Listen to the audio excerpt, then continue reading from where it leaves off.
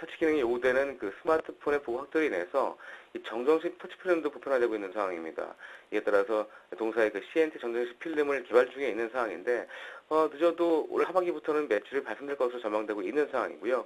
내년도부터는 본격적인 생산과 매출로 이어질 것으로 전망이 되고 있는 상황입니다. 세 번째는 그 신소재 기업으로서의 성장성을 들 수 있는데요. 역시 이제 기존 제품만으로도 올해 충분히 실적 성장이 기대되고 있는 상황인데 말씀드린 바와 같이 CNT 이런 탄소나무 튜브 이런 전극 필름뿐만 아니라 태양 전지, 그래핀 이런 차세대 유망 아이템들을 모두 확보하고 있는 그런 기술력을 갖고 있습니다. 그래서 올해는 첨단 소재 기업으로서의 원년이 될 수 있는 그런 상황이라는 말씀드리겠고요. 올해 실적은 지난해 대비해서 영업이익은 70%, 순이익도 90% 이상 증가할 것으로 전망을 하고 있고, 올해 예상 EPS가 965원대입니다. 이런 성장성과 더불어서 역시 이제 이런 모멘텀, 저점 밸류에이션 PR 20배까지를 적용할 수 있는 그런 종목인데요. 내년도에도 실적은 40% 이상 올해 대비해서 증가할 것으로 전망되면서 저점 밸류에이션 19,000원대까지 보고 있는 그런 상황입니다. 이 부분 참고하시고요. 이 부분을 투자 포인트로 제시해드리도록 하겠습니다. 네, 자 이렇게 해서 상보의 투자 포인트를 짚어주셨는데요. 목표가, 손절가, 가격적인 부분에 대한 설명도 해주시기 바랍니다. 네, 매수가는 13,000원대 초반을 제시해드리겠고요. 이 목표가는 15,000원까지 일단 제시해드리겠습니다. 손절가는 12,500원 하이시에 손절로 대응하시면 되겠습니다. 네, 13,000원 초반대에 잡아서 한 10% 조금 상회하는 그런 목표 수익률 잡고 투자해 보십사 하는 그런 말씀을 해주셨습니다. 자, 지금까지 강정원 전문가와 함께 오늘 장에서 관심 둘 만한 종목에 관한 설명을 들었습니다. 감사합니다. 네, 고맙습니다.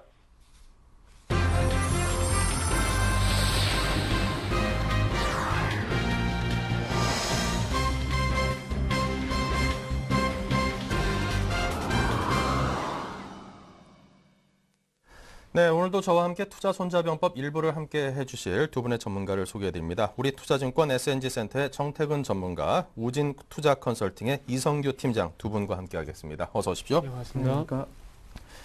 네, 먼저 그러면 오늘 장의 체결 예상가 그리고 시총 상위 종목들의 예상가를 보겠습니다. 동시효과 상황 함께 보겠습니다. 네, 오늘 전반적으로 우리 장의 모습이 출발 상황이 상당히 좋습니다. 아주 큰 폭으로 오르는 것들은 아닙니다만 그럼에도 불구하고 상당 부분 시총상위 종목들이 1% 안팎의 상승장으로 시작을 하고 있습니다.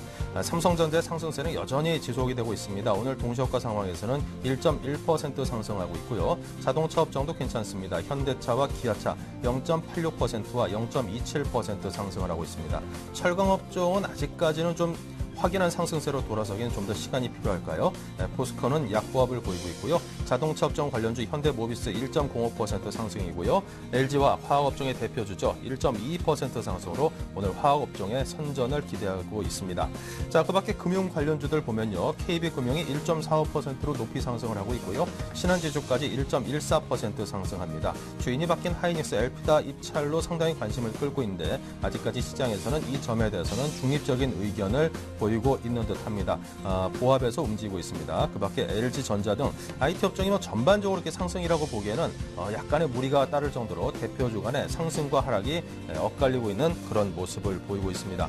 코스닥 쪽으로 넘어가 보겠습니다. 셀트리온이 0.68% 상승, CJ 오쇼핑이 1.5%, 그리고 다음이 0.67%까지 상승을 하고 있습니다.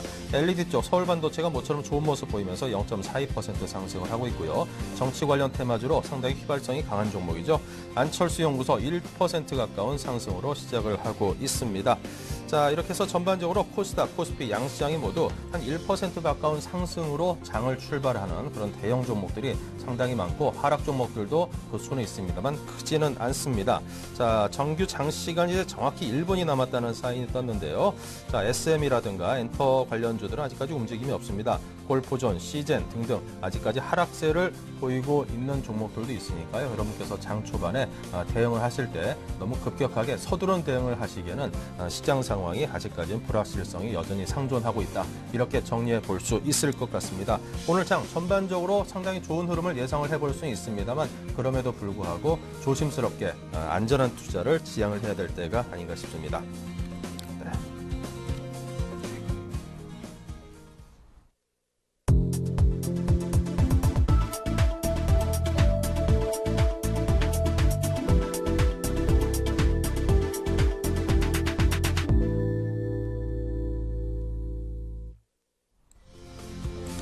네, 조금 전 여러분께 동시효과 상황을 보여드렸습니다. 동시효과 상황에서 우리 장의 모습들 상당히 오늘 어느 정도는 아주 강하진 않습니다만 그럼에도 좀 적당히 강한 그런 장을 예상을 해볼 수 있는 움직임을 전달을 해드렸습니다.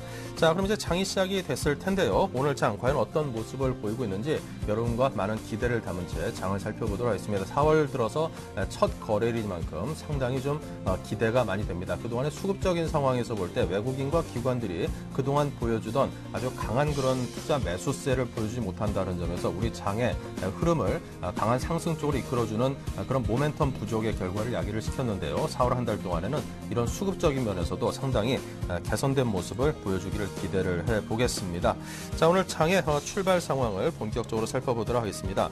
자, 본격적으로 코스피 출발 상황을 알아볼 텐데요. 자, 정태근 전문가께 수급 상황에 대한 정리를 부탁을 드리겠습니다. 네. 일단 뭐 지난주 금요일부터 연결시켜서 좀 봐야 될 것 같습니다. 자, 지난주 목요일 금요일 같은 경우에 시장의 전체적인 특징을 한번 살펴본다면 아무도 이런 부분일 것 같습니다. 시장은 조금 전체적인 수급은 좋지 않지만 자동차 업종이라든지 화학 업종이 좀 강세를 보이게 되면서 그런 부분들이 어떤 업종과 종목들이 강세를 보이게 되면서 장 후반으로 갈수록 강한 모습들이 연출이 되었습니다. 그래서 오늘도 그런 모습들이 조금은 추가적으로 되는지 한번 체크를 해봐야 될 것 같습니다. 자, 지금 코스피가 출발을 했습니다. 2022포인트 0.42% 정도 상승 출발했고요. 자, 그렇다면 지난주 같은 경우 투신과 기금 쪽에서 각각 530억, 503억 정도 매수가 유입이 되면서 시장 전체적으로 조금 상승권을 좀 이끌었었는데 오늘도 마찬가지로 조금 구원 뜻으로 나서줄지 한번 체크를 해봐야 될 것 같고요. 그리고 기술적인 차트 부분을 말씀드려 본다면은 아무래도 21선이 2023포인트를 회복을 하는지 한번 체크를 해봐야 될 것 같습니다. 그래서 오늘 강박 출발하고 난 뒤에 전체적인 수급이라든지 그리고 지난주 금요일에 이어서 마찬가지로 화학업종들도 강세를 보이는지 한번 체크를 해봐야 될 것 같고요. 자, 종목들 한번 살펴보도록 하겠습니다.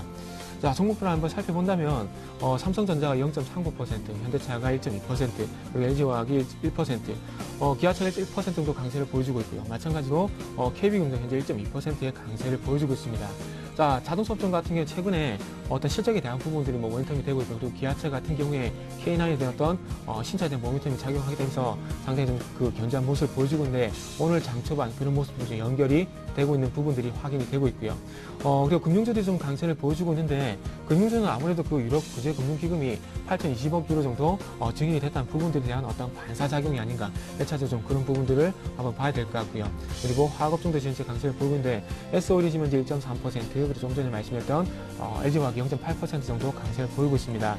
금요일날 그 연결해서 본다면은 금요일 시장에서 상당히 좀 강했습니다. 기관의 매수가 상당히 집중이 되는 부분들이 확인을 할 수 있었는데 기관들이 금요일 같은 경우에 1,246억 정도 매수를 하면서 화학업종에 따른 상승세를 이끌었습니다. 그렇다면 오늘 쪽에서도 마찬가지 기관의 수급이 이어지는지 한번 체크를 해봐야 될 것 같고요.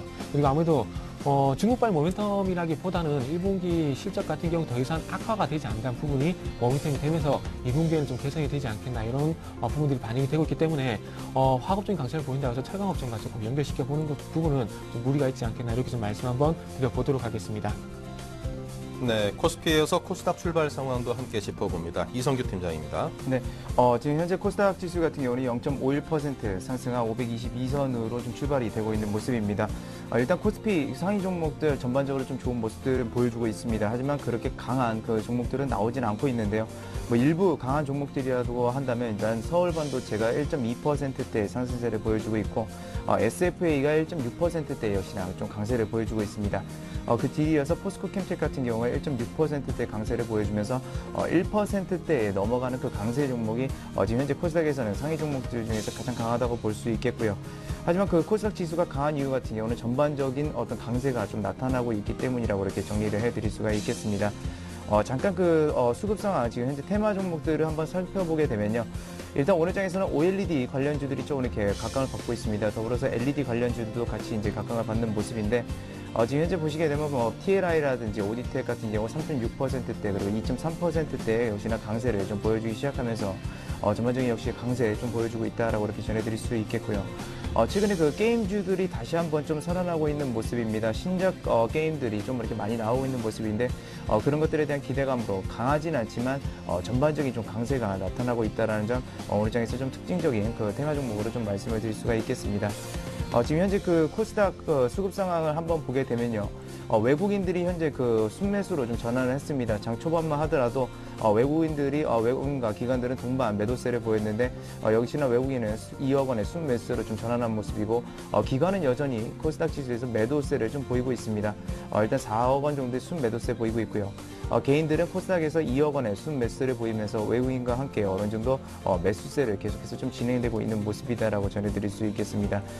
그 뒤를 이어서 그 코스닥 쪽에서 이제 보게 되면 업종별로 한번 살펴보게 되면 지금 현재 그 코스닥 같은 경우는 상승 종목 수가 워낙 많습니다. 한 600 종목이 넘어가는 상태고요. 하락 종목 같은 경우는 한 200 종목 조금 넘어가는 수준인데 상승 종목 대비해서는 탄력 자체는 그렇게 크지 않다는 것은 역시나 좀 전에 말씀드렸던 것처럼 어느 정도 자금이 크게 분산이 되고 있는 모습이다. 그래서 전체적인 코스닥 시장에 매수 기조가 이렇게 들어오 있다라고 이렇게 정리를 해드릴 수가 있겠고요. 오늘 장에서 가장 강한 업종은 인터넷 업종입니다. 지금 현재까지 1.4%대의 상승세를 보여주면서 코스닥 지수 견인하고 있는 업종이고 그 뒤를 이어서 정보기기 업종이 약 1%대의 상승세를 보여주고 있고요. 음식료, 담배, 그리고 비금속, 운송장비, 부품, 기계주들이 각각 역시나 1% 상승세를 보여주면서 일단 경기 순환주들 위주로 좀 이렇게 매수세가 좀 많이 들어오고 있는 모습입니다. 역시나 그 뒤를 이어서 건설주들도 역시나 1%대 상승세를 보여주고 있는 모습 전해드릴 수 있겠고요. 반대로 금융과 출판 매체 복제가 유일하게 좀 하락하고 있는 업종입니다. 금융 같은 경우는 0.37%대 하락세 그리고 출판 매체 복제가 0.29% 거의 0.3% 하락하고 있는 모습이다라고 이렇게 정리해드릴 수 있겠습니다.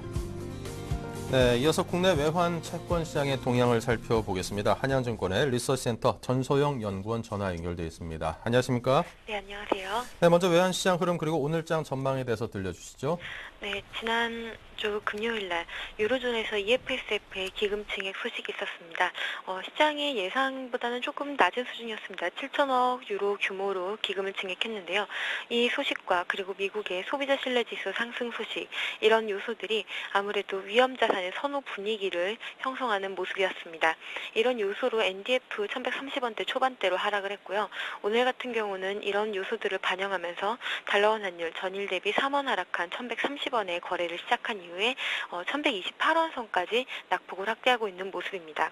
3월 달에 무역 수지는 23억 달러 흑자를 나타내면서 시장의 예상을 상회했습니다. 하지만 이제 무역 수지의 질을 봤을 때 수출 규모가 수입 규모보다 더 많이 줄어들면서 무역의 흑자가 나타났다는 점은 좀 시장의 질이 좋지 않아졌다라는 이런 모습으로 평가가 가능하겠습니다. 오늘 같은 경우는 이번 주 같은 경우는 KB 금융지주 같은 배당금 역송금 수요가 계속해서 유입이 되면서 달러원 환율 하단을 지지하는 요인으로 작용할 것으로 보입니다. 아무래도 1130원대 초반 흐름이 예상이 될 텐데요.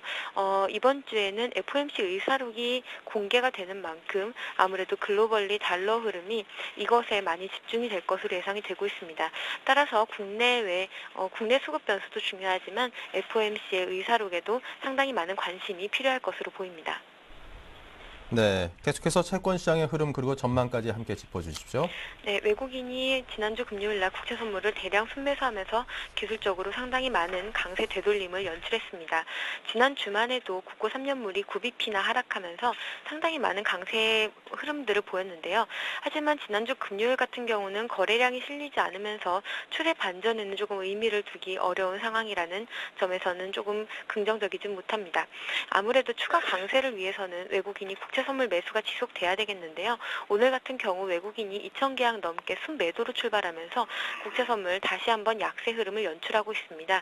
오늘은 전일 대비 오틱 하락한 103.80의 거래가 이루어지고 있는 모습인데요. 여전히 주식이라던가 주식 같은 위험 자산이 강세 분위기를 나타내고 있기 때문에 안전 자산인 채권은 여전한 단기적으로 약세 압력이 이어질 것으로 예상됩니다. 네, 자, 지금까지 한양증권 리서치센터의 전소영 연구원과 환율과 채권 시장의 동향을 점검해봤습니다. 감사합니다. 네, 감사합니다. 네, 이제 증권사 리포트를 살펴보는 시간입니다. 여의도 리포트 김보람 아나운서를 연결하겠습니다. 네, 안녕하세요. 여의도 리포트의 김보람입니다. 먼저 이 시각 증권사 리포트 내용 살펴보겠습니다. 네, 먼저 한국투자증권의 리포트 내용입니다. 4월 미국 장기 국채 금리 상승은 제한적으로 판단되며 주식시장도 하락폭 5% 내외로 쉬어가는 국면에 진입할 것으로 판단하고 있는데요. 금융위기 이후 미국은 4월 실물 경기가 둔화되기 시작하는데 현재 미국 경제는 중앙은행의 통화 정책적 도움이 없이 성장이 가속화될 수 있는 단계가 아니기 때문에 2010년, 2011년과 유사하게 경기 둔화의 계절이 반복될 가능성이 높아 보인다고 진단했습니다. 따라서 2012년 4월 코스피 밴드는 1900에서 2050으로 예상하고 있습니다. 이어서 우리투자증권입니다. 우리투자증권은 턴어라운드 기대감이 4월 주식시장을 상승으로 이끌 것으로 보고 있는데요. 4월 주식시장은 횡보 흐름에서 벗어나 강한 상승세가 나타날 것으로 전망하고 있습니다. 4월 중후반으로 갈수록 2분기 실적 개선 기대감이 강하게 작용할 것으로 보이는데요. 중국의 경기 저점이 2분기로 이연될 수는 있지만 우리투자증권은 1분기를 저점으로 중국 경기 턴어라운드에 무게를 두고 있습니다. 때문에 철강, 금속, 화학주 비중 확대를 추천하고 있습니다. 이어서 신한금융투자입니다. 4월 주식시장은 국제유가 움직임이 둔화되고 중국의 지준율 인하가 다시 가시화되면서 어닝 시즌 중 시장 예상치를 상회하는 폭이 커진다면 IT가 아닌 타업종으로 매기가 확산되면서 삼성전자에 대한 쏠림 현상은 점차 해소될 것으로 예상하고 있는데요. 따라서 4월 코스피는 2000선을 기준으로 공방전이 계속될 것으로 보고 있습니다. 네, 마지막으로 하나네투증권입니다. 지금까지는 기대 이상의 미국 지표와 기대 이하의 중국 지표가 뒤섞이면서 시장은 방향성을 잃었었는데요. 4월 시작도 비슷한 모습일 것으로 전망하고 있습니다. 지준율 인하와 같은 중국의 통화 정책이 지표나 투심을 되돌리기엔 한계가 있을 것으로 전망됨에 따라 중국에 대한 눈높이는 낮추는 전략이 필요하다고 하는데요. 미국의 ISM 지표와 금리가 상승하는 궤적이 나온다면 추가 조정을 걱정할 필요는 없다고 밝히고 있습니다. 네, 이어서 동양증권 고윤기 대리 전화 연결해서 보다 자세한 내용 들어보도록 하겠습니다. 안녕하세요. 네, 안녕하십니까. 네, 동양증권 리포트 내용 자세하게 전해주시죠. 네, 3월은 그 선진국 증시 수익률이 신흥국 증시 수익률을 앞섰습니다. 물론 뭐 연초 이후에 누적 수익률은 선진국 지수가 10.9%, 신흥국 증시가 그 13.1%로 여전히 신흥국 증시가 앞서고 있는 상황인데요. 이것은 지난 1월 달과 2월 달에 그 빠르게 상승했던 신흥국 증시가 그 속도 조절 과정으로 이렇게 그 선진국 지수가 더 올랐다고 이해하시면 될 것 같습니다. 선진국 지수에서 미국의 증시 주도력이 여전히 유효한 것으로 보이는데요. 미국 주간으로 발표되는 경기 선행 지표들이 견조한 흐름을 유지하고 있습니다. 주택 경기가 바닥을 지나고 있고 고용시장에서도 안정적인 흐름이고 소득 증가와 자산 가격 회복이 소비 경기를 지지하고 있는 상황입니다. 그동안 국내 증시의 리스크 요인으로 지목했던 그 국제 유가와 엔화 약세는 진정되고 있는 상황인데요. 이란의 지정학적 리스크 요인이 그 오펙과 사우디의 생산량 증가와 함께 미국과 영국의 비축유 방출 논의 등으로 인해서 유가는 안정세를 띨 전망이고요. 엔화 또한 유가의 상승 둔화로 인해 기대 인플레이션이 하락하면서 미국 금리가 하락 전환하면서 금리 차가 축소되고 있는 상황이기 때문입니다. 이번 달에는 지난 3월 16일 날 북한이 공표한 대로 4월 12일과 16일 사이에 광명성 3호 위성을 탑재한 그 은하 3호 로켓 추진체를 발사하겠다고 선언하였는데요. 과거 경험상 북한 리스크는 언제나 단기적인 충격에 그쳤기 때문에 큰 걱정은 뒤로 밀어두셔도 좋을 것 같습니다. 국내 경기 상황을 보게 되면 2월 전산업 생산은 전월 대비 1% 증가를 했고요. 제조업은 전월 대비 0.80%, 서비스업은 0.9% 증가했고 소매 판매는 전월 대비 2.6% 증가했습니다. 현재 경기 상황을 보여주는 동행지수 순환 변동치와 선행지수 순환 변동치 모두 전월 대비 0.5포인트 상승했습니다. 그리고 기업들의 BSI도 8분기 만에 반등을 하면서 99를 기록을 하면서 기준선인 100에 근접을 한 상황입니다. 그동안 그 국내 증시가 지루한 그 흐름을 보인 이유는 기업이 모멘텀이 저조했기 때문인데요. 최근에 MSCI 코리아 12개월 예상 EPS 이익 수정 비율이 빠른 속도로 반등이 나오면서 이익 전망치가 11개월 만에 상향 조정되고 있습니다. 1분기 어닝 시즌이 가까우면서 이익 전망치가 4분기 모두 상향 조정되고 있는 상황인데요. 그렇기 때문에 4월 국내 증시 밴드는 최저 1960에서 2100포인트로 보고 있습니다. 전자부품과 항공, 반도체, 디스플레이, 비철금속, 생명보험 업종들이 유망해 보입니다. 네, 말씀 잘 들었습니다. 고맙습니다. 네, 감사합니다.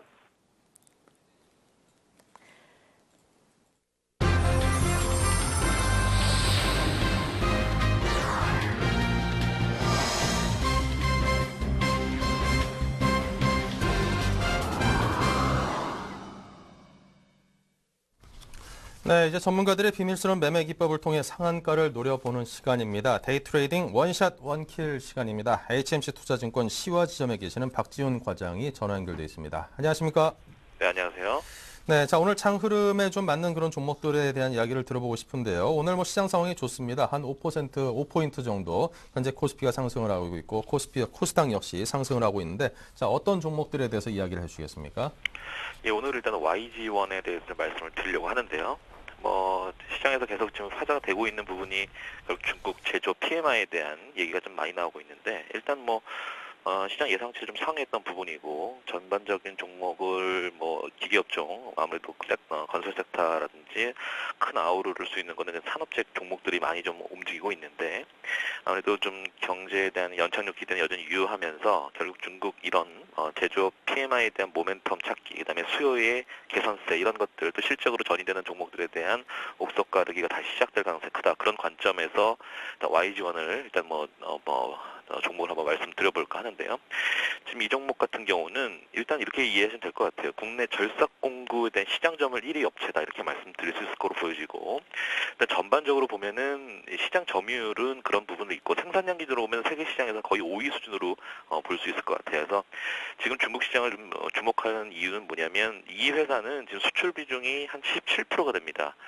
지금 이 전체 HTS 화면에서 보면은 전반적으로 지금 종목들에 대한 재무제표가 나오고 있는데 지금 작년 같은 경우는 2,560억 그다음에 당기 수익이 한 224억 정도 나타내고 있는 부분이 있는데 지금 이 매출의 대부분이 거의 수출 비중으로 지금 나오고 있다는 점입니다. 그런 관점에서 지금 중국에 대한 비중이 지금 중국 시장 매출 비중이 20% 정도 차지하고 있는 부분이 있습니다. 그래서 일단은 중국 시장의 성장성을 좀 크게 보자. 그래서 중국 비중을 좀 확대할 필요가 있다라고 볼 수 있을 거로 보이고 지금 오늘 시장 전반적으로 6포인트 상승 대비해서 이 종목이 지금 다소 매기가 지금 쏠리고 있는 부분이 있다. 기술적 흐름도 지금 13,000원에서 바닥을 찍고 단기에 V자 반등에 성공하면서 이평선들이 골든크로스 나오면서 상당히 강한 매기가 형성되고 있는 부분이 있죠.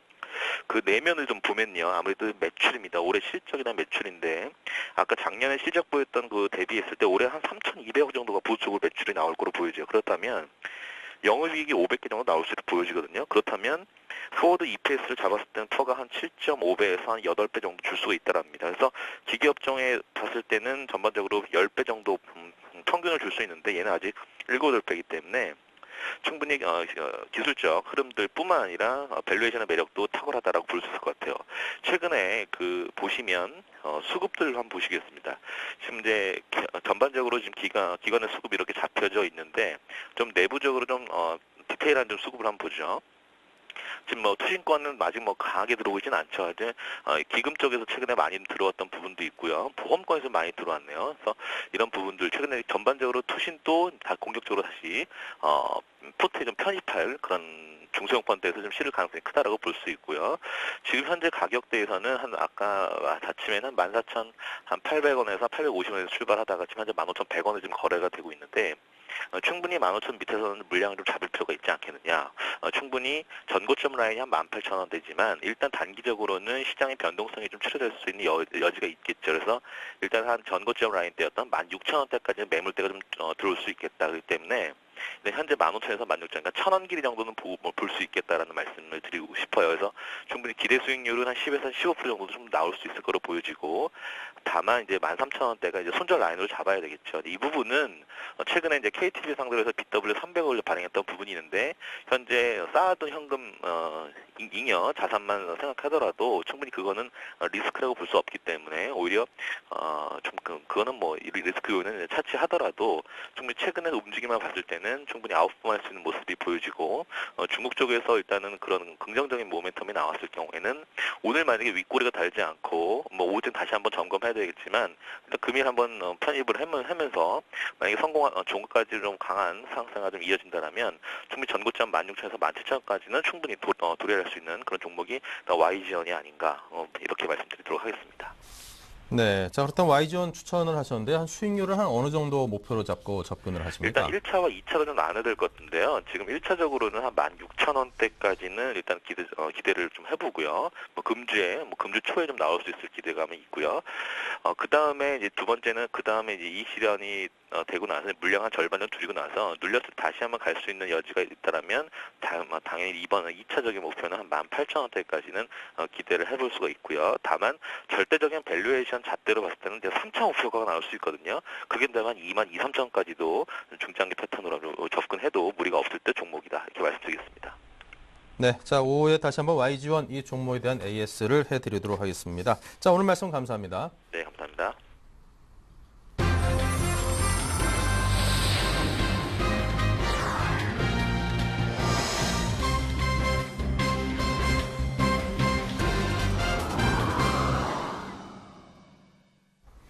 네, 오늘 우리 장 초반부터 좀 강한 견조한 그런 장세를 보여주고 있습니다. 거래소와 코스닥 모두 상승을 하고 있고요. 거래소는 5포인트가 조금 넘게 상승한 2019.29로 현재 거래가 되고 있습니다. 2020선 회복 오늘 무난하게 되지 않을까 이런 기대감을 갖게 되고요. 코스닥 역시 522.31포인트입니다. 2.75포인트가 상승한 0.5% 이상 넘는 그런 코스피에 비해서 강한 상승세를 보여줍니다. 자, 본격적으로 오늘 장 출발 전략을 짜보겠습니다. 먼저 정태근 전문가께 오늘 장 키워드를 짚어달라는 부탁을 드리죠. 네. 최근에 조금 계속해서 조금 제가 상하는 개념에서는, 좀 유럽적, 미국적 이슈 이런 부분들이 있긴 하지만은 제가 생각할 때 키워드는 조금 중국의, 제조업 둔화에 조금 키워드를 좀 맞춰야 되지 않겠나 생각을 하고 있습니다. 그래서 추가적인 상승이 원활하게 이루어지지 않고 있다는 부분, 2040포인트를, 돌파를 하지 못하고 있다는 부분들이 어떻게 보면 그 중국의 제조업이 좀 둔화가 되고 있다는 부분이 악재가 아닌가 좀 생각을 하고 있습니다. 중국의 제조업이 둔화가 되게 된다면 아무래도 대중국 관련주들이 또 약세를 볼 수밖에 없겠지만은, 시장 전체적으로 어떤 GDP라 그래야 될까요? GDP 내에서 어떤 차지하는 어떤 GDP 내에서, 어떤 뭐랄까요, 산업 성장 동력이라 해야 될까요? 성장 동력에 관한 부분을 어떻게 본다면은 비슷한 부분이 있기 때문에, 조금은 중국의 제조업 둔화, 이 부분이 중국에 한정된 것이 아니라 우리나라 좀 연결시켜서 좀 봐야 되는 것이 아닌가 생각을 하고 있습니다. 최근에 글로벌 시장이 조금 둔화가 됐던 이유가 소비에 관한 부분들이 없지 않아 있었죠. 근데 이런 부분들이 어떤 유동성에 대한 공급이라든지 그리고 양식 완화에서 일부 마무리가 되면서 이제는 악재로서 어떤 힘을 조금씩 잃어가고 있지만은 어떤 신기록 모멘텀이 될 만한 부분이 없는 상황 속에서 아무래도 생산, 제조업 부분이 조금 둔화가 되고 있다는 부분이, 좀 악재가 되고 있습니다. 자, 중국의 제조업이 둔화가 되고 있다는 부분은 어떻게 본다면 수출 증가율이 좀 감소를 하고 있다는 부분과 연결이 될 수가 있겠죠. 그렇다면, 중국의 수출 증가율이 둔화가 될 수가 있다면 마찬가지로 우리나라의 수출 증가율도 영향을 받을 수밖에 없겠죠. 그렇다면은 좀 전에 말씀드렸듯이 수출 중심 국가인 우리나라 그리고 수출 마찬가지 아직까지도 여전히 수출 중심 국가인 중국의 제조업이 둔화가 된다는 것은 조금 이런 부분과 연결시켜 본다면은 이제 지금의 시장이 2040포인트 그리고 주봉 기준으로 봤을 땐 2050포인트를 돌파하지 못한 이유가 여기서 나오는 것이 아닌가 좀 생각을 하고 있습니다. 자, 주말에 중국의 제조업 국가통계국에서 발표하는 중국 본토 PMI 지수도 발표가 됐었고요. 그리고 HSBC PMI 지수도 발표가 됐는데, 중국의 국가통계국에서 발표하는 PMI 같은 경우는 53.1을 상회를 했습니다. 하지만, HSBC PMI 같은 경우 48.3을 기록하게 되면서 5개월 연속 하락세를 보였죠. 그래서, 제조업 중국에서 본토에서 발표된, 중국 제조업 PMI 같은 경우에도 50을 상회를 했지만, 긍정적으로 볼 수 없는 부분이 어떤 부분이냐면, 저 같은 경우에 재고 지수가 지금 현재 계속 증가를 하고 있다는 부분이고요. 그리고 산업 생산이 여전히 둔화가 되고 있다는 부분들을 키포인트로 잡아본다면은 아직까지는 좀 기대할 수 있을 만한 부분이 약하지 않나 생각을 하고 있습니다.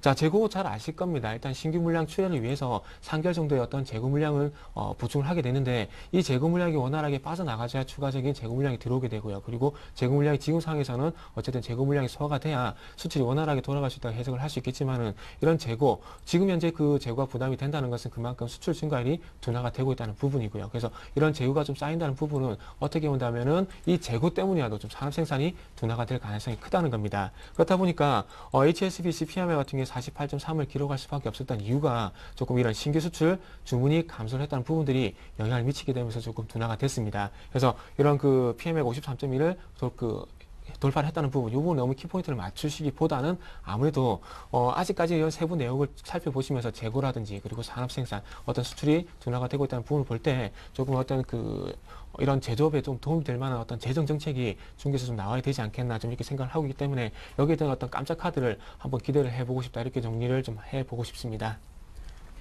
네, 자 이렇게 정태근 전문가로부터 오늘 장 출발 전략, 여기에 걸맞는 키워드를 짚어봤습니다. 자, 계속해서 이성규 팀장께도 부탁드립니다. 네, 일단 저 같은 경우는 오늘 준비한 내용은 일단 무역수지 오늘 흑자 그 발표에 대한 좀 내용들을 좀 말씀을 드리려고 합니다. 일단은 그 한 23억 달러 정도의 이제 흑자가 나서 이렇게 저도 겉으로 봤을 때는 기사만 딱 봤을 때는 그래도 우려했던 것보다는 굉장히 좀 긍정적이다라고 이렇게 볼 수가 있었는데요. 일단 흑자를 냈다는 자체는 굉장히 긍정적이라고 볼 수가 있겠습니다. 하지만 그 세부적인 내용들을 보게 되면 일단은 전년 동월 대비해서 수출 같은 경우는 1.4% 감소하게 되면서 473달러를 좀 기록한 모습이고요. 수익 같은 경우는 1.2% 감소하게 되면서 일단은 그 450달러를 기록한 모습입니다. 그래서 그 차익이 이제 23억 달러의 무역수지 흑자를 만들어냈는데 이것도 수입이 일단은 그 줄어든 폭은 일단 줄었는데 그 부분들이 관여한 부분들이 어디냐면 바로 원재료 가격에 대한 그 부담들이라고 이렇게 볼 수가 있겠습니다.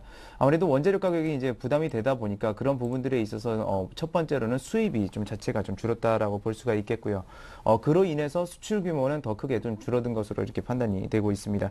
그래서 한 가지 또 거기서 덧붙일 수 있는 거는 일단은 원재료 가격이 아무래도 부담이 되다 보니까 그런 부분들에 있어서 우리나라 기업들이 설비 투자를 확대하는 속도가 2012년 들어서 훨씬 더 좀 현저히 좀 둔화됐다. 그래서 2011년도 하반기에 그 둔화되는 속도보다는 올해 1분기가 좀 이렇게 빠르게 좀 더 둔화됐다라고 이렇게 볼 수가 있겠고요.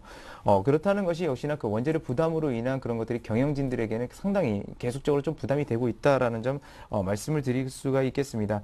근데 여기는 어차피 이렇게 돼서 경제가 회복되게 됐을 때 그런 부분들 다시 한번 뭐 개선되고 갈 수 있는 거라고 하지만 이러한 상황들이 어느 정도까지 이제 지속이 될지는 정확하게 알 수 없다는 것이고요. 그렇다 보면 이런 것들이 악순환으로 좀 작용하게 될 수도 있다라는 것입니다. 그렇게 됐을 때는 전반적인 경기가 위축될 수도 있다라는 점을 한번 말씀을 드리겠고요. 그래서 겉으로는 무역 수지가 흑자가 일어났다라고 볼 수가 있겠지만 그 내부 사정을 들어보게 되면 전반적인 경제는 아직까지는 좀 위축돼 있는 상태다. 그래서 너무 낙관적인 그런 얘기들은 아직까지 내놓을 수 없다라는 것이고. 일단은 그 최근에 들어서 코스피 지수 같은 경우는 2000선에서 2050선에 지루한 박스권 장세를 좀 기록하고 있는 모습입니다. 오늘도 그 코스피 상승 탄력은 조금 줄어든 모습이라고 볼 수가 있겠는데요. 이 박스권을 돌파하기 위해서는 한 가지가 필요한데 그것은 바로 이제 실적이라고 이제 볼 수가 있겠습니다. 근데 삼성전자를 일단 기준으로 한번 보게 되면 삼성전자가 작년 4분기에 그 재고 자산이 줄어든 속도가 늘어난 속도가 그 이전에 그 늘어난 추이에 대비해서는 상당히 좀 많은 폭으로 줄어들었습니다. 그렇기 때문에 일단은 삼성전자의 어떤 매출 상황은 상당히 좀 긍정적이다라고 볼 수가 있겠는데요. 그런데 그것이 이제 4분기에 감소된 거지 1분기에 어느 정도 감소됐는지는 아직까지는 확인은 안 되고 있는 상태이기 때문에 일단은 PER 수준으로 봤을 때 삼성전자 같은 경우는 PER 수준으로 봤을 때 현저히 좀 저평가라고 볼 수가 있겠지만 나머지 이제 부품주들 같은 경우는 뭐 20배, 30배 아직까지도 그렇게 가고 있는 종목들이 많습니다. 그러니까 삼성전자보다 이 부품 IT 부품주들이 상대적으로 많이 고평가되어 있다는 측면이고요. 최근에 들어서 많이 하락을 한 측면도 있지만 여전히 부품주들에 대해서는 과연 삼성전자의 재고 자산이 얼마만큼 줄어서 그중에 납품을 할 수 있는 그런 부분들이 얼마나 늘어날지는 아직까지는 확실하게 알 수 없다라고 이렇게 말씀드릴 수 있겠고요. 그런 점들을 봤을 때는 코스피 지수가 2050선을 1분기 실적 발표와 함께 돌파하기는 상당히 어려운 시점이 아닌가라고 이렇게 볼 수가 있겠습니다. 아무래도 그 삼성전자가 지금 현재 코스피 지수를 이끌어온 그런 어떤 주도주로서 그런 부분들 많이 관여를 하고 있기 때문에 일단은 코스피 지수의 그 의존도가 높은 그 삼성전자가 어느 정도 추이를 유지하는가 그 상태에서 원재료 가격이 어느 정도 부담이 되는가 되지 않는가가 향후 경제에 좀 이렇게 미칠 수 있는 가장 큰 원인이라고 볼 수가 있겠고요. 그렇게 보게 되면 일단은 그 원재료 가격이 가파르게 상승하거나 가파르게 하락하는 것도 별로 좋은 상황들은 아니라고 이제 볼 수가 있겠습니다. 그만큼 이 상태에서 얼마 정도 지속이 되느냐, 회복이 될 때까지 빠르게 올라가거나 빠르게 내려가면 오히려 경제에 타격이 될 수 있다라는 거. 그래서 그러니까 원재료 시장, 상품 시장들을 여러분들도 같이 한번 좀 주의 깊게 살펴보시기 바라겠습니다. 네, 계속해서 업종별 투자 전략에 대해서도 함께 이 두 분의 전문가로부터 조언을 들어보겠습니다. 여러분께서 실질적인 투자를 하시는데 보다 더 도움이 될 만한 말씀들이 많이 있을 것 같은데요. 먼저 정태근 전문가부터 시작을 하겠습니다. 네. 일단은 뭐 긍정적으로 봐야 될 부분 같은 경우에는 업종을 한번 살펴보게 되면 뭐 자동차 업종은 뭐 계속해서 지금 현재 시장 대비 견조한 모습을 보여주고 있기 때문에 뭐 자동차 업종은 뭐 빼놓고 말씀을 드릴 수가 없을 것 같습니다. 시장 상황 그 동시효과 상황에서 말씀을 좀 드렸듯이 자동차 업종 같은 경우에는 뭐 기아차를 한번 예를 들어 본다면은 사상 최대 실적을 기록을 했던 작년 2분기죠. 작년 2분기 1조 300억 수준의 어떤 그 실적을 영업이익을 회복할 것이란 그런 얘기가 나오고 있습니다. 그렇기 때문에 만약에 거기에 부합하는 실적이 나오게 된다면 앞으로도 뭐 지금 단기뿐만 아니라 어떤 추가적으로 봐야 될 부분이 아닌가 생각을 하고 있습니다. 하지만 조금 걱정되는 업종 같은 경우에는 좀 전에 제가 중국 제조업에 대해서 좀 말씀을 드렸고요. 그리고 이성규 팀장님께서 그 기초 원자재에 관한 부분을 말씀드렸는데 그 부분과 조금 연결시켜서 좀 말씀드려야 될 것 같습니다. 자, 2007년도에 잘 아실 겁니다. 대중국 관련주, 기계, 철강, 화학, 조선 이런 업종들이 상당히 좀 강하면서 어떤 사상 최대 랠리를 보여줬었는데 중국의 제조업이 좀 둔화가 된다는 부분들은 방금 말씀드린 요 네 업종에서 조금 네 업종이 영향을 좀 받을 수밖에 없을 것 같습니다. 자, 일단 중국의 제조업, 뭐 공장 생산, 산업 생산 이 부분에 대해서 말씀드렸는데 화학주가 이제 철강주가 이쪽과 연결이 될 수밖에 없는 것들이 자, 일단 뭐 철광석 그 자체를 들여와가지고 어떤 가공을 하기는 힘들겠죠. 그래서 이 철광석을 들여와서 제품 생산을 할 수 있는 1차 가공품을 생산하는 그런 역할을 하는 업종들이 철강, 뭐 화학업종이라 좀 보시는 게 맞을 것 같습니다. 근데 이 1차 가공품을 만드는 회사들의 실적이 조금 뭐 긍정적으로 발표가 되려면 아무래도 여기에 대한 수요가 조금 증가를 해야 되는데 여기에 대한 최대 수요를 현재 발생이 되고 있는 중국에서 제조업이 좀 둔화가 되고 있다는 부분은 어떻게 본다면 매출이 둔화될 수밖에 없고요. 그렇다면은 마찬가지 1분기 실적도 둔화가 될 수밖에 없다는 부분입니다. 그래서 좀 더 좀 아이러니컬하게 오늘 그 가지고 나온 종목은 호남석인데 호남석을 만약에 예를 들어 본다면은 4분기 때 뭐 실적이 1,500억 정도 되셨습니다. 근데 이런 부분들이 1분기에도 연결이 되면서 1,900억 정도 얘기가 나오고 있는데 어쨌든 뭐 4분기 대비해서 이렇게 추가적으로 악화가 되지 않는다는 부분들이 좀 호재인 것 같습니다. 그래서 이런 부분들 볼 때 1분기까지 어떤 실적 둔화는 어쩔 수가 없는 부분인 것 같고요. 그리고 앞서 이게 키워드에서 말씀을 드렸듯이 어떤 이런 기계, 철강, 화학업종 내에서 조금 탄력을 받기 위해서는 아무래도 실적 부분도 뭐 실적 부분 그리고 수급도 중요하겠지만 이런 수급을 좀 더 힘을 받게 해줄 수 있는 어떤 깜짝 카드, 좀 전에 말씀드린 지준율 인하라든지 금리나 그리고 중국 본토에서 어떤 이런 제조업을 살리기 위한 정책이 조금 나와줘야 되지 않겠나 생각을 하고 있습니다. 그래서 어떤 이 업종들 같은 게 더 이상 빠지지 않는다는 부분들이 좀 그래도 아무래도 좀 긍정적으로 봐야 될 것 같고요. 하지만 바닥을 잡는 것뿐만 아니라 추가적인 상승이 중요하기 때문에 이 추가적인 상승은 좀 전에 말씀드렸던 어떤 깜짝 카드가 좀 나와야 되지 않겠나 생각을 하고 있습니다. 그래서 요 세 업종 같은 경우는 아무래도 그 기간의 수급 이런 부분도 있긴 하지만은 조금 박스권 대응을 하시라. 그리고 아직까지는 저가 매수 구간이다. 이렇게 좀 말씀 좀 드려보도록 하겠습니다. 네, 전반적인 그 장 상황에 대해서 좀 박스권 장세를 예측을 해주셨고요. 이것을 전제로 한 그런 투자 전략을 짜주십사 그런 말씀을 해주셨습니다. 자, 다음은 이성규 팀장께도 업종별 투자 전략을 짜달라고 부탁을 드리죠. 네. 일단 그 첫 번째로는 이제 자동차와 정보통신 업체들을 한번 말씀을 좀 드리도록 하겠습니다. 최근에 그 자동차 관련주들 다시 한번 좀 탄력세가 늘어나는 모습이고요. 저는 이 자동차와 그 정보통신 관련주들이 차기 주도주로 나설 수 있을 것으로 좀 생각이 되고 있습니다. 일단 자동차 같은 경우는 뭐 FTA에 관련 수혜주라고 하는데 일단 제일 많이 나오는 부분은 관세, 철폐 부분이죠. 근데 그 부분은 어느 정도 반영된 채로 움직인다고 보고 있기 때문에 관세 철폐에 대한 큰 기대감보다는 일단은 그 실적 부분들이 좋아진다라는 것을 좀 말씀을 드리겠습니다. FTA 하면 뭐 그전부터 말씀을 드렸던 거지만 가장 핵심은 물류 이동이죠. 교역이 많아진다는 얘기이기 때문에 그만큼 운송할 수 있는 수단들이 많이 필요하다는 얘기가 됩니다. 그래서 역시나 그런 측면에서 일단 자동차 업황을 좀 꼽았다라고 이렇게 말씀을 드릴 수가 있겠고요. 정보통신 같은 경우는 다른 부분도 여러 가지 산업들이 속해 있지만 일단 최근 들어서 어느 정도 그 LTE가 초기에서 어느 정도 발전해가는 단계이기 때문에 일단 그런 부분들에 대해서 어느 정도 통신 설비라든지 그런 부분들 그리고 관련 기기들이 좀 증대하고 있다라는 걸 말씀을 드리겠습니다. 근데 이 자동차와 그 정보통신을 좀 합한 그런 업종들이 또 나오고 있죠. 최근 들어서 보게 되면 그 스마트카라는 것이 계속해서 어떤 국제 그 자동차 업체들이 가장 향후에 그 격전지로 불리는 것이 바로 이제 스마트카라고 볼 수가 있겠습니다.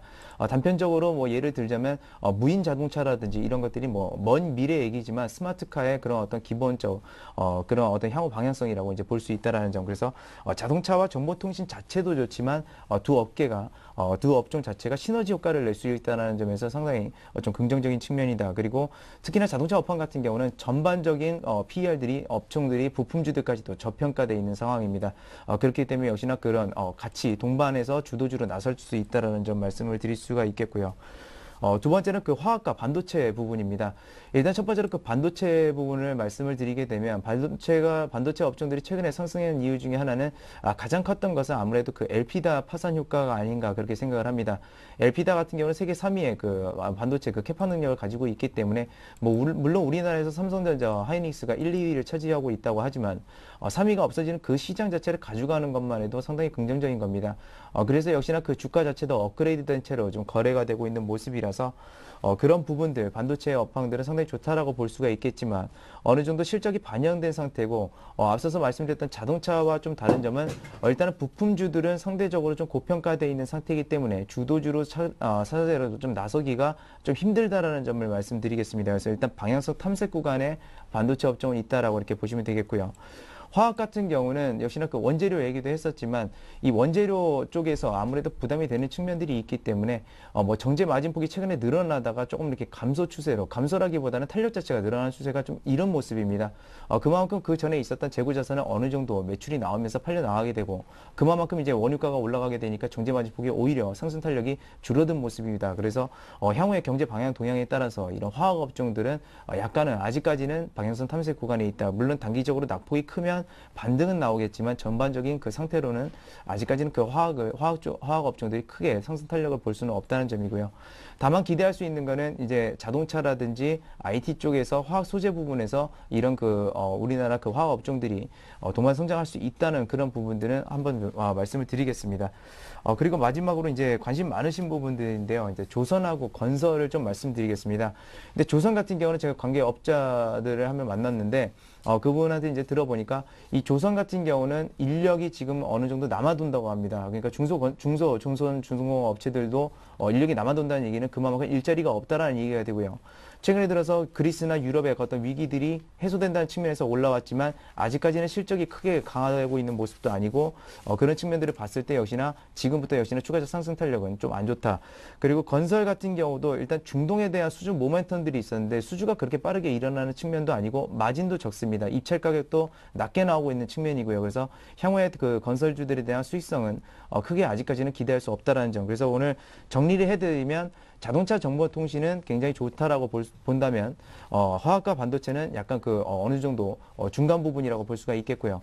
조선과 건설은 아직까지도 먹구름이 크게 껴있는 상태다. 그래서 가장 조심해야 될 부분, 조선과 건설 부분들에 대해서 좀 이렇게 아직까지는 그렇게 안심할 구간은 아니다라는 것을 좀 정리를 해드리도록 하겠습니다. 네, 자 지금까지 두 분의 전문가들과 시장의 업종별 시장 전망의 흐름 등등 살펴봤습니다. 자, 지금 시간이 9시 36분을 지나고 있습니다. 장이 개장한 지 36분이 흘렀는데요. 자, 동부증권 신논현 지점의 김성원 차장을 연결해서 코스닥 특징주에 대해서 또 여쭤보겠습니다. 안녕하십니까? 안녕하십니까? 네, 현재 시장 상황에 대해서 먼저 정리를 해주십시오. 네, 현재 코스피 지수는 주말 뉴욕 증시 영향으로 5포인트 상승한 2019포인트를 나타내고 있습니다. 코스닥 시장은 최근 550 부근에서 저항을 받고 520선으로 밀린 모습입니다. 감독 당국의 단속으로 이벤트성 테마주가 주춤한 것도 코스닥이 주춤한 원인 중에 하나가 되겠습니다. 최근 안철수 연구소가 상승하면서 1조 원 클럽에 재합류한 것이 정치 테마주를 다시 들썩거리게 했습니다. 하지만 무엇보다 기업의 실적에 기반한 투자가 최종 승자라는 사실에 주목하시기 바라겠습니다. 네, 자 오늘 소개해 주실 회사는 어떤 회사일까요? 네, 전자선거래 전문 기업인 인터파크입니다. 강동화 CFO는 지난해 12월 삼성으로부터 인수한 아이마켓 코리아는 인터파크를 글로벌 유통기업으로 견인할 성장 동력이 될 것이라고 말했습니다. 인터파크는 올해 쇼핑, 도서, 공연, 투어 등을 담당하는 주력 자회사인 인터파크 INT의 수익성 개선과 IMK의 성장을 양대 축으로 삼아서 실적 개선에 주력할 방침입니다. 우선 IMK를 글로벌 5대 MRO 업체로 키울 방침이며 매출 목표를 전년 대비 30% 증가한 2조 원으로 잡고 5년 뒤에 연간 4, 5조 원의 실적을 거두는 글로벌 기업으로 자리매김할 것이라고 밝혔습니다. IMK는 연내 미국, 유럽, 베트남에 법인 설립을 추진하는 등 수출 목표를 3억 달러로 잡아 해외 사업 및 전문성 강화에 나섭니다. 국내 B2C와 C2C 온라인 사업의 선도업체인 인터파크가 B2B 시장에 본격 가세한 만큼 B2B 시장에도 본격적인 경쟁 바람이 불게 될 것이라고 합니다. 네, 자 인터넷 쇼핑의 시장 상황에 대해서 연결을 해서요. 인터파크 실적에 과연 어떤 영향이 있을까요? 네, 최근 들어 유통업계에 대한 규제가 강화되고 있지만 대부분이 대형마트나 기업형 슈퍼마켓 등에 집중되고 있어 인터넷 쇼핑몰의 시장 환경은 상대적으로 개선되고 있습니다. 인터넷 쇼핑몰 업계의 수익 모델도 광고에서 유통으로 전환되고 있어 지속 가능한 수익 개선도 기대가 됩니다. 쇼핑 사업은 프리미엄급 제품에 대한 소비자 욕구가 강한 패션, 아동, 주방 상품 카테고리를 중심으로 준명품급 브랜드 개발에 전력할 방침입니다. 직매입 강화로 제품 관리를 실현한 신발 사업이나 매일 새벽 가락시장을 통해 신선 제품을 선보이는 가락시장 몰 등과 같이 최적화된 전문몰을 연내 20개 오픈할 계획이라고 합니다. 또 공연 사업은 국내 티켓 유통의 70%를 점유하고 있는 최대 공연 유통사업자의 입지를 활용, 오프라인 공연 사업도 적극 전개할 방침입니다. 여행 사업은 호텔 예약 등 숙박 사업을 대폭 강화해 티켓 발권 경쟁력을 높이고 국내 양대 인터넷 서점으로 자리매김한 도서 부문 역시 제휴 사업을 강화해서 고객 편의를 높일 계획이라고 합니다. 주력 사업의 이익 개선과 손실 자회사들의 실적 턴어라운드 추세, 그리고 IMK의 지분법 이익 등 하반기로 갈수록 실적 모멘텀을 강화해 줄 수 있을 것으로 보입니다. 네, 자 그렇다면 인터파크에 대한 구체적인 투자 전략을 짜주십시오. 네, 현 주가는 PBR 0.9배로 밸류에이션은 저평가입니다. 자, 추세는 역배열로 하락 추세이지만 기관 매수세가 주말부터 들어오기 시작했습니다. 올 수익성 개선으로 연결 영업이익 및 순이익을 흑자 전환할 것으로 전망되기 때문에 61선 부근에서는 분할 매수 접근하셔도 좋을 것으로 보입니다. 매수가 5,400원에서 5,600원, 목표가 6,200원, 손절가 5,000원 제시합니다. 네, 지금까지 동부증권 신노년 지점의 김성헌 차장과 함께했습니다. 감사합니다. 감사합니다. 네, 계속해서 두 전문가께 오늘 장에서 관심 가져볼 만한 종목에 대해서 여쭤보겠습니다. 먼저 정태근 전문가께 여쭙죠. 네, 일단은 제가 키워드에서 제조업 둔화에 대해서 얘기 드렸는데 네. 조금 아이러니컬하게도 좀 호남석유라는 종목을 좀 가지고 나와봤습니다. 실질적으로 어떤 금호석유화학과 어떻게 본다면 실질적인 대중국 관련주라 좀 보시는 게 맞을 것 같습니다. 여러 가지 화학업체들이 많긴 하지만은 기초석유화학 제품, 좀 전에 말씀드렸듯이 1차 가공품을 만드는 회사 중에서는 상당히 경쟁력이 있는 회사를 보시면 될 것 같습니다. 그래서 에틸렌 같은 경우는 아시아에서 생산 능력이 한 2위 정도 되고요. 그리고 폴리에틸렌이 아시아에서 한 1위 정도 되면서 어떤 시장, 아시아 시장 내에서 점유율도 상당히 높다고 보시면 될 것 같고, 그래서 어쨌든 이런 부분이 조금 방금 말씀드렸던 부분들은 어떻게 본다면 깜짝 카드가 나왔을 때 모멘텀이 될 수 있을 만한 부분이고요. 지금 같은 경우에는 서두에 말씀을 드렸듯이 아무래도 어떤 박스권이라든지 그리고 저가 매수 구간에 대한 어떤 대응이 좀 필요한 부분을 좀 먼저 좀 말씀을 좀 해보도록 하겠습니다. 1분기 실적 같은 경우에도 1930억 정도 현재 예상이 되고 있는데 어쨌든 4분기 1530억에 대비해서 더 이상 나빠지지 않을 것이라는 그런 부분들이 어떻게 보면 실적도 좀 긍정적으로 조금은 긍정적으로 평가를 해도 되는 것이 아닌가 좀 생각을 하고 있고요. 자, 다음 바로 기술적인 부분 넘어가서 좀 말씀 좀 드려보도록 하겠습니다. 자, 이 종목은 먼저 수급 먼저 짚어보고 말씀드려야 될 것 같은데, 자, 기관들이 지금 이제 4일 연속 이제 매수가 유입이 되고 있고요. 그러면서 지난주 금요일 같은 경우는 외국인과 기관자에서 동반 매수가 유입이 됐다는 부분들도 확인을 할 수가 있습니다. 그래서 기관들의 매수가 좀 강화가 되는 부분들도 확인을 할 수가 있고요. 그래서 어쨌든 1차적으로는 기관의 수급 먼저 보시라고 말씀 한번 드려보도록 하겠습니다. 자, 그리고 좀 전에 말씀드렸던 어떤 박스권 대응에 대한 부분도 말씀을 드렸는데, 자, 일단은 30만 원에 대한 어떤 1차적인 지지력 확인이 나왔습니다. 그렇다면 여기가 30만 원 가격대가 박스권 하단이라고 보시는 게 맞을 것 같고요. 그리고 38만 원대가 박스권 상단일 것 같습니다. 목표가 먼저 한번 제시를 해본다면 박스권 상단인 38만 원, 그리고 손절가는 30만 원 수준이 좀 될 것 같고요. 매수가는 상당히 중요할 것 같은데, 일단 33만 5천 원까지 한번 욕심을 내보고 싶은데, 1차적으로는 금요일날 종가인 33만 6,500원에 1차적으로 한번 매수가 조금만 수정을 좀 해보도록 하겠습니다. 네, 자 계속해서 이성규 팀장께도 관심 종목에 대한 이야기 듣겠습니다. 네, 어떤 종목일까요? 네, 저는 자동차 업황을 긍정적으로 좀 말씀드렸기 때문에 일단 자동차 그 부품주를 오늘 하나 소개하고자 합니다. 일단 한라공조고요. 한라공조 같은 경우는 이제 자동차 공기 조절 장치를 만드는 회사라고 볼 수가 있겠습니다. 뭐 자동차 공기 조절 장치라는 것은 뭐냐면 우리가 연료가 그 연소될 때 어차피 같이 공기가 들어가게 되는데요. 그래서 요즘에 최근에 들어서 연비 절감이라든지 이런 얘기들 많이 나오는데 그런 부분들에 있어서 역시나 그 핵심 부품을 만드는 회사다라고 이렇게 볼 수가 있겠습니다. 최근에 들어서 근데 그 우리나라 국내차 내수 시장이 좀 이렇게 위축되는 모습인데, 그런 내수 피해 우려되는 상황에서 해외로 매출처를 좀 이렇게 확대하고 있는 모습이고요.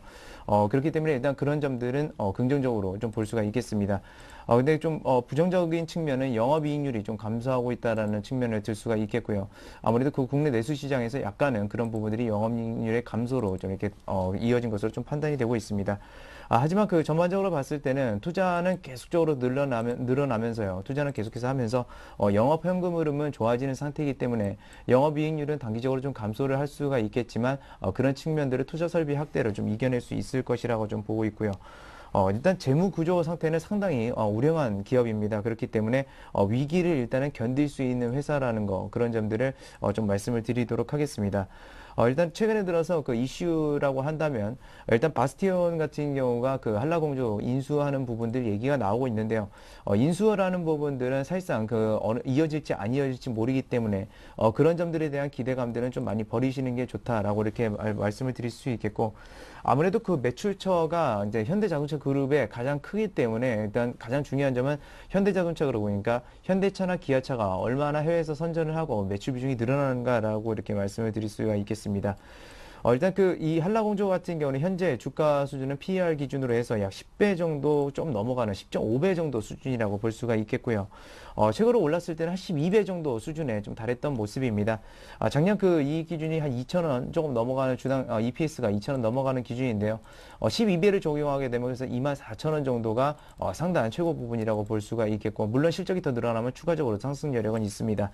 그리고 하단 여력 같은 경우는 오히려 상단 여력보다는 좀 더 크다라고 볼 수가 있겠는데요. 아무래도 그 바스티온에 대한 인수 부분들이 기대감들이 주가를 받쳐주고 있는 모습이라고 볼 수가 있겠고, 뭐 PBR 기준으로 봤을 때는 일단 투자는 계속해서 늘어나고 있는 측면이고 이익도 지금 보충이 되고 있는 측면이라서 PBR 기준으로 봤을 때는 일단은 최고 고점까지 올라가는데 한 2.2배 정도 됩니다.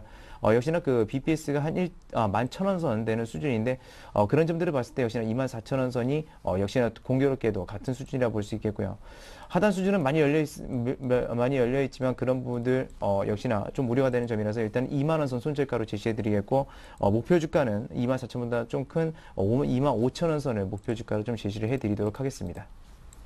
네, 자 이렇게 해서 오늘 두 종목에 관해서 여러분께 관심 종목 설명을 드렸습니다. 지금까지 우리투자증권 S&G센터의 정태근 전문가, 우진투자 컨설팅의 이성규 팀장 두 분의 전문가와 함께 오늘장 출발 전략을 함께 짜봤습니다. 감사합니다. 감사합니다.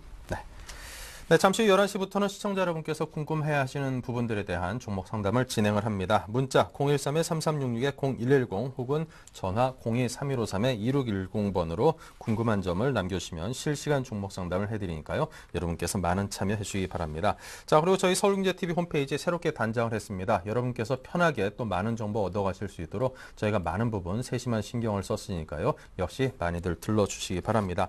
자, 오늘 첫 방송이라서 제가 조금 이렇게 정신사납게 이게 좀 원만하게 진행을 못하는 것 같아가지고 여러분께서 조금 성이 안 차실 것 같은데요. 2부에서는 좀 더 익숙한 모습으로, 능숙한 모습으로 찾아뵙겠습니다. 잠시 후 뵙겠습니다.